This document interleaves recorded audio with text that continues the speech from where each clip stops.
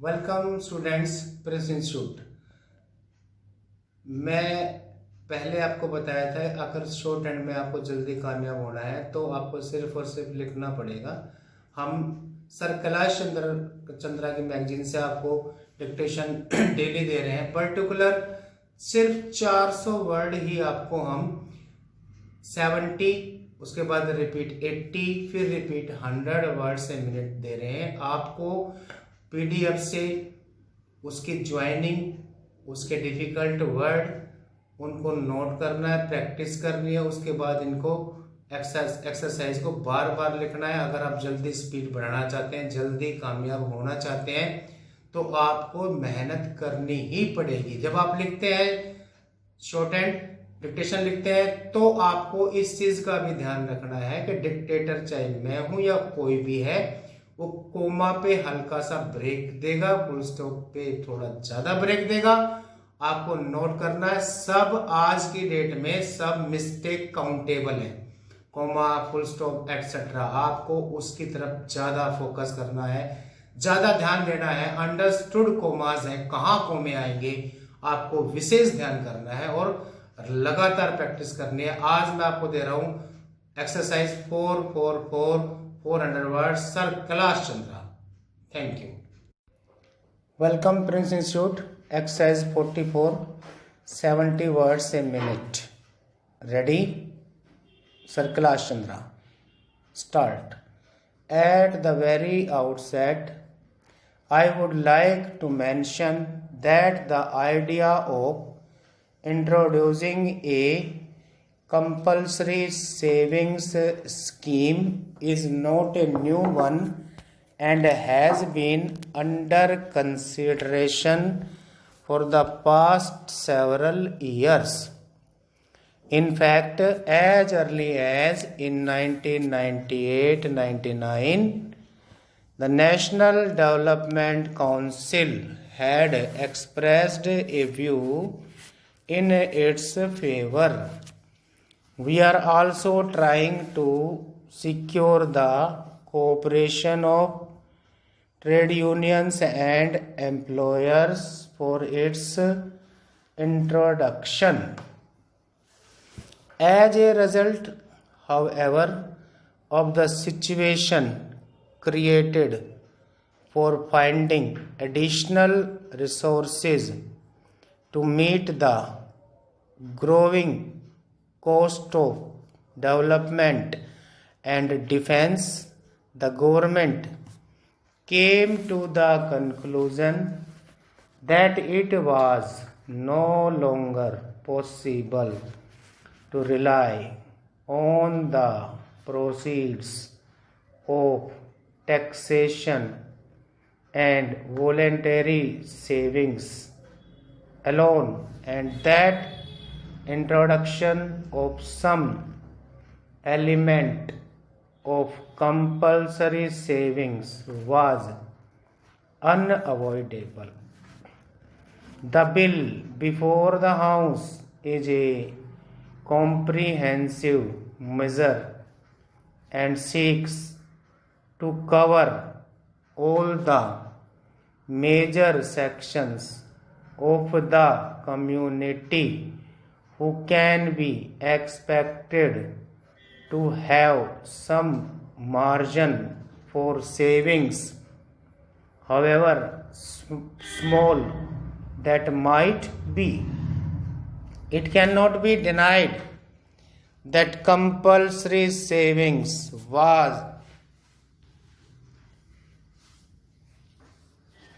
would impose some hardship, particularly on the lower income groups. No one would have been happier than ourselves if we had the means of eliminating these groups from the scope of compulsory savings. But in our country, by far the major portion of the population is poor, and unless the poorer sections are also made to save, we cannot hope to build the country's future prosperity. The opinion of the Attorney General on the constitutional validity of the bill has already been laid on the table of this House.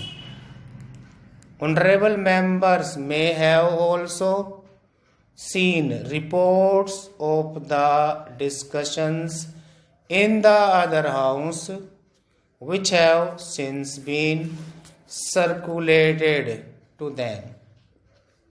I have nothing much to add to these issues except to confirm that, in our view, Parliament is fully competent to legislate on measures of this type, and that the restrictions which this bill seeks to impose are reasonable restrictions and are in the interest of the general public within the meaning of Article 19 sub-Article 5 of the Constitution. Government are taking powers to provide for suitable reductions or exemptions wherever they may be justified to ensure that the bill does not impose any undue hardship.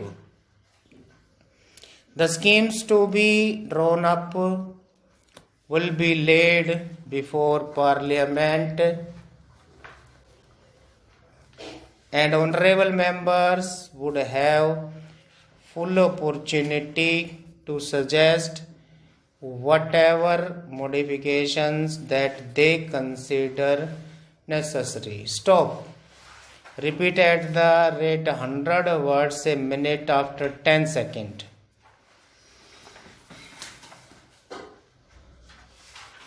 Ready?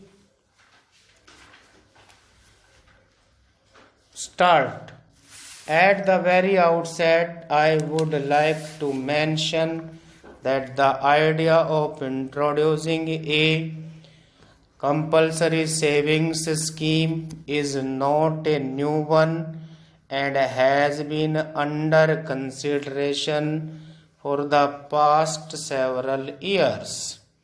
In fact, as early as in 1998-99, the National Development Council had expressed a view in its favor. We are also trying to secure the cooperation of trade unions and employers for its introduction.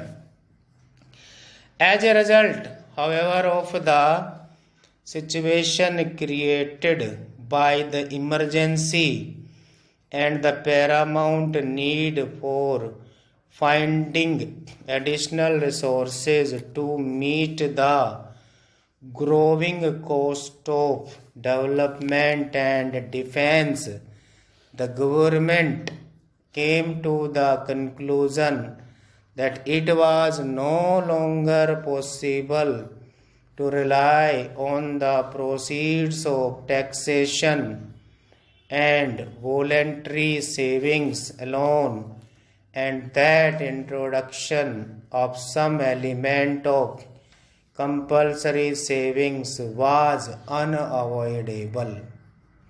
The bill before the House is a comprehensive measure and seeks to cover all the major sections of the community who can be expected to have some margin for savings, however small that might be. I cannot be denied that compulsory savings would impose some hardship, particularly on the lower income groups. No one would have been happier than ourselves if we had the means of eliminating these groups from the scope of compulsory savings. But in our country, by far the major portion of the population is poor, and unless the poorer sections are also made to save, we cannot hope to build the country's future prosperity. The opinion of the Attorney General on the constitutional validity of the bill has already been laid on the table of this House. Honorable members may have also seen reports of the discussions in the other House which have since been circulated to them.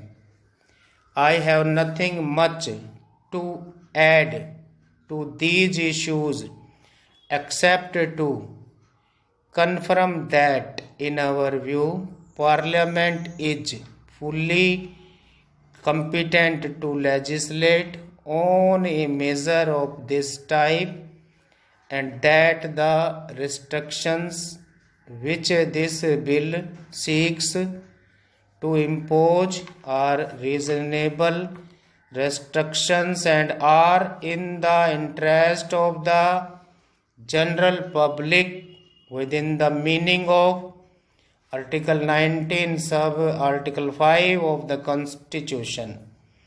Government are taking powers to provide for suitable reductions or exemptions wherever they may be justified, to ensure that the bill does not impose any undue hardship. The schemes to be drawn up will be laid before Parliament, and honorable members would have full opportunity to suggest whatever modifications that they consider necessary. Stop. Repeat at the rate 100 words a minute after 10 seconds. Ready?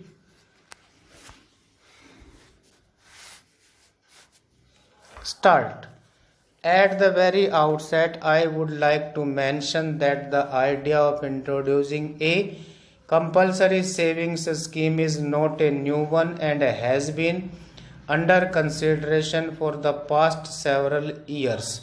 In fact, as early as in 1998-99, the National Development Council had expressed a view in its favor. We are also trying to secure the cooperation of trade unions and employers for its introduction. As a result, however, of the situation created by the emergency and the paramount need for finding additional resources to meet the growing cost of development and defense, the government came to the conclusion that it was no longer possible to rely on the proceeds of taxation and voluntary savings alone, and that introduction of some element of compulsory savings was unavoidable. The bill before the House is a comprehensive measure and seeks to cover all the major sections of the community who can be expected to have some margin for savings, however small that might be. It cannot be denied that compulsory savings would impose some hardship, particularly on the lower income groups.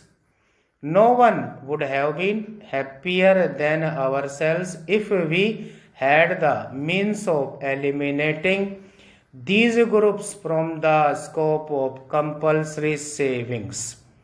But in our country, by far the major portion of the population is poor, and unless the poorer sections are also made to save, we cannot hope to build the country's future prosperity.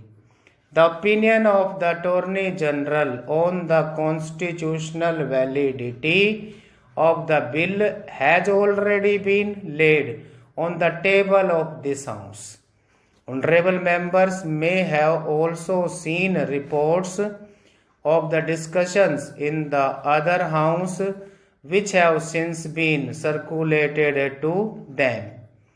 I have nothing much to add to these issues except to confirm that, in our view, Parliament is fully competent to legislate on a measure of this type, and that the restrictions which this bill seeks to impose are reasonable restrictions and are in the interest of the general public within the meaning of Article 19 sub-Article 5 of the Constitution.